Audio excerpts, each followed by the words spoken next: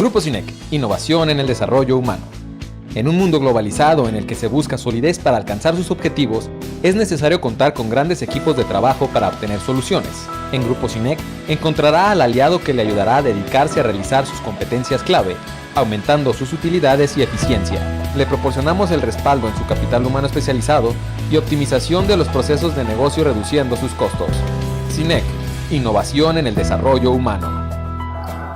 Siguiendo con las pláticas dentro del evento Fiscalística 2016, Consejero Empresarial pues tiene el gusto de poder entrevistar al maestro Eduardo López Lozano, quien en esta ocasión en Fiscalística fue uno de los panelistas que tuvimos con un tema muy interesante sobre el outsourcing. Maestro, muchas gracias que esté aquí con nosotros aquí en Guadalajara. Gracias a ustedes por la invitación. Su apreciación de la organización del evento es algo que para mí es muy importante para seguir con este proyecto. ¿Qué le pareció del año pasado a este año? Bueno, evidentemente a medida que va avanzando un proyecto, pues más gente se adhiere y creo que la estructura de los panelistas este año llamó mucho la atención. Me parece que hubo un buen número de participantes adicional al del año anterior. Y los temas, pues me parece que son temas importantes ahorita en el medio y los panelistas me parece que todos de muy buen nivel, excepción de alguno por ahí, pero bueno. Uno que por aquí lo tenemos de frente. Su ponencia del outsourcing, la verdad, habiendo gente de outsourcing, pero gente que hace bien las cosas, les sirvió para apuntalar, es decir, tenemos estos retos, tenemos que sacar esto, tenemos que sacar esto. Usted lo vio cómo lo abordaban en lugar de tomarlo como una agresión. Lo bonito de aquí en la comunidad es que van a preguntarlo. Así porque no es una cuestión, está regulado, simplemente hay que cumplir con las cosas como tiene que ser. El tema es que se ha prestado para muchas vueltas y pues los números que mostramos son números oficiales y números que son irrebatibles. Había de todo, la composición del auditorio era estaba más o menos mitad y mitad contadores y abogados, y algunos pues sostenían que en tribunales podían hacer valer su derecho. Lo que habría que comentarle, decíamos, es si el cliente está enterado de que esa es la posición de quien le está vendiendo un servicio y si están de acuerdo. Pues sí, es como si nosotros prestáramos nuestros servicios como contadores y le decimos, si nos vamos a tribunar te garantizo que ganamos. La pregunta es, ¿por qué te estoy contratando para que hagas las cosas como tienen que ser? Y además creo que por ahí estaríamos incurriendo en un delito porque tú no puedes asegurar que vas a ganar un litigio porque eso depende de la decisión del juez. Y circunstancias o del tribunal. Además, una serie de imponderables, pero adicionalmente, tú no puedes asegurar porque no depende de tu persona, ¿no? O sea, creo que se falta la ética e incluso pudiera haber ahí alguna sanción. Sí, definitivamente hay que estar muy atentos. Hemos insistido mucho que hay esquemas de opción y hay esquemas de evasión. Hay que saberlos distinguir para no cometer alguna situación que pueda complicarles el escenario y se lleguen a temas penales. Y sobre todo el outsourcing, como ahorita está siendo de vigilado y que tiene que serlo así la autoridad, pero pues ya que llegue la autoridad a decir está mal, yo ya contraté con ellos y es mi planta productiva. Entonces, eso es importante. Hay que recordar que el outsourcing es un tema, debe ser un tema de carácter laboral y no perder los orígenes. O sea, oye, quiero hacer una estrategia fiscal, entonces cuidado, estamos hablando de otros temas. El tema de la subcontratación o de la intermediación es un tema regulado en la ley laboral. Oye, quiero tomar alguna estrategia, bueno, regresa a los orígenes. Primero reconoce que son tus empleados, revisen los cambios para 2016 en previsión social, por ejemplo, independientemente de que hay por ahí un criterio del Seguro Social que establece que la previsión social entregada en efectivo integra salario. Bueno, independientemente de cuál sea su posición al respecto, vale la pena recordar que el tema debe ser un tema de orden laboral. O sea, no buscar que los trabajadores estén en otros medios o en otros rubros distintos a lo que realmente es la naturaleza. Porque ahora tenemos confluyendo a la Secretaría del Trabajo, al Seguro Social, al Infonavit, a los gobiernos locales y al SAT. Entonces, la información que se están intercambiando, pues tiene que ser digamos, tiene que estar en el mismo sentido, en la misma línea. Tú no puedes decirle al Infonavit una cosa y al IMSS y otra cosa distinta al SAT. O dejar de pagar los impuestos locales.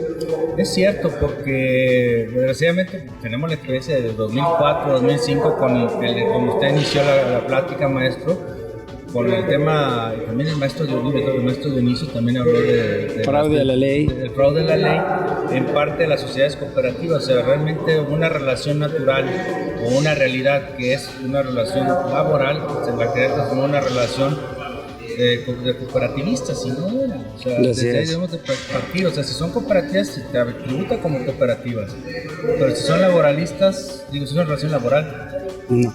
Dionisio también platicó en la primera charla en relación al tema de las comisiones mercantiles.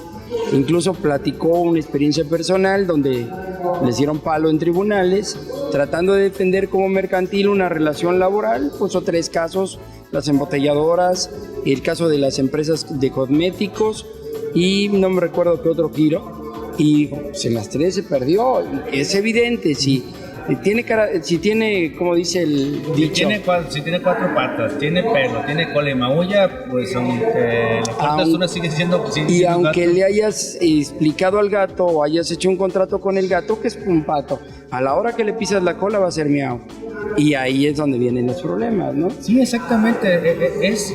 Realmente eso del fraude a la ley pues es un tema que lo tomaron todos los expositores, porque cuando se habló de BEPS se estuvo hablando también de esas figuras. O sea, BEPS no viene a cambiar, viene a regular y a vigilar pues quienes están haciendo mal uso de figuras. Y todo va a eso, al fraude a la ley. O sea, no abuses ni trastornes. Siempre he sostenido que el tema más degenerado que tenemos hoy en México es el fiscal, porque torcemos y degeneramos la naturaleza de los actos para tener un beneficio fiscal. Y el beneficio fiscal debe venir implícito y directo debido a la naturaleza de la ley. Debe corresponderse. Aunque también es cierto que si planeas al sujeto o determinas una planeación al objeto, vas a tener una diferente base y tasa o tarifa, pero tiene que ser. Decía don Carlos Orozco Felgueres, que en paz descanse, decía que si no tiene razón de negocio, no tiene razón de ser la estrategia. O sea, una estrategia que no se soporta en la realidad no es estrategia. Sí, porque el tema de esas palabras son tan ciertas, porque cuánta gente ha convertido el libro como el botín. Es correcto. O sea, definitivamente los negocios se vuelven a ver cuánto me queda. El empresario perdió razón. Si nosotros como profesionistas platicamos con el doctor Víctor Peña, antes tasábamos de acuerdo a un ahorro y pagando impuestos, o sea, del 34 de aquellos años a un 25-20% por implementar tratamientos de gobierno corporativos, algunas estructuras dentro del grupo. El empresario pagaba la otra parte. ¿Por qué? Porque creaban mecanismos de opción. Es correcto. Y no estamos con esto, y esto ha deteriorado mucho nuestro sistema. Y hablando del outsourcing, pues se deterioró demasiado. Y aunque también hay quienes dicen que hacen outsourcing y solamente te dan un comprobante. Pero bueno, es válido.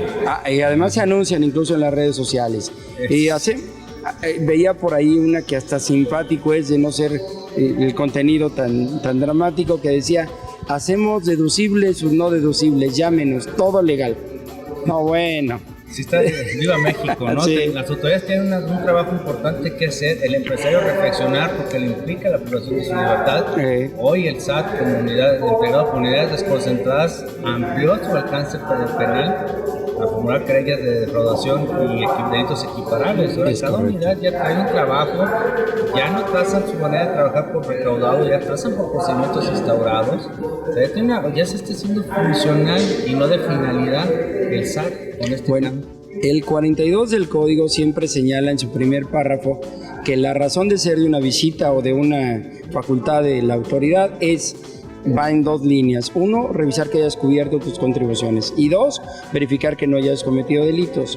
Y en esa misma línea y con ese mismo soporte, hay que recordar que ahora, a partir del 29 de febrero, salvo 3 estados del país, si no mal recuerdo, entraron en vigor ya los procedimientos penales orales. Es decir, la celeridad en el procedimiento penal y en caso de que se encuentren elementos constitutivos de delito, va a ser extremadamente ágil.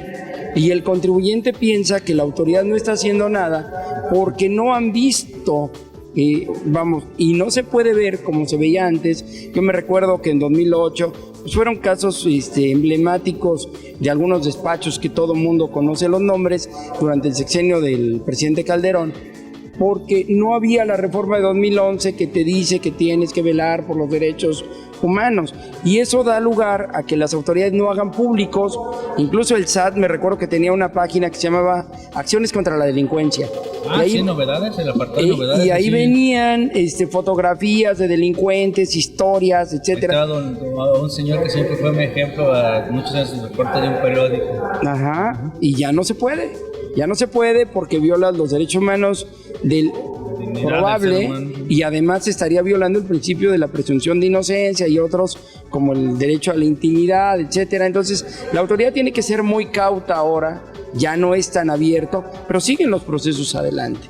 Y si la gente comete delitos, como tú bien señalabas hace un momento, el 108 del Código señala que si hay defraudación fiscal se presume lavado de dinero. 420 del Código. Y si hay, exacto, y si hay lavado de dinero, se presume defraudación. Y si en eso intervinieron más de 3 personas, puede llegar incluso a pensarse en delincuencia organizada. Y como nunca, el 42 último párrafo de código señala que pueden llegar incluso hasta no solo los órganos de administración, sino a los órganos de dirección. Es decir, a gente que no hayan llegado, como el contador, como el administrador, como el que firma o el que dispersa, en el caso de los outsourcing la nómina. Maestro, pues no me queda más que agradecerle que nos haya acompañado, no en este momento, sino ya allá al frente enseñándonos a todos esas partes finas del outsourcing que hay que cuidar para evitar responsabilidades. Es un honor y es un placer, siempre con todo gusto acudo a sus invitaciones y ojalá que sigan dando, muy amable. Y con esta, que es la última entrevista, terminamos al mismo tiempo que concluye Fiscalística 2016. Los esperamos el siguiente año, que sin falta, aquí estaremos.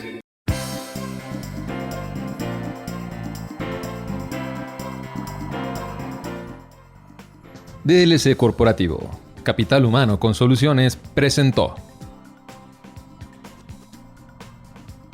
PBE Consultores, cuidamos tu negocio con calidad, presentó.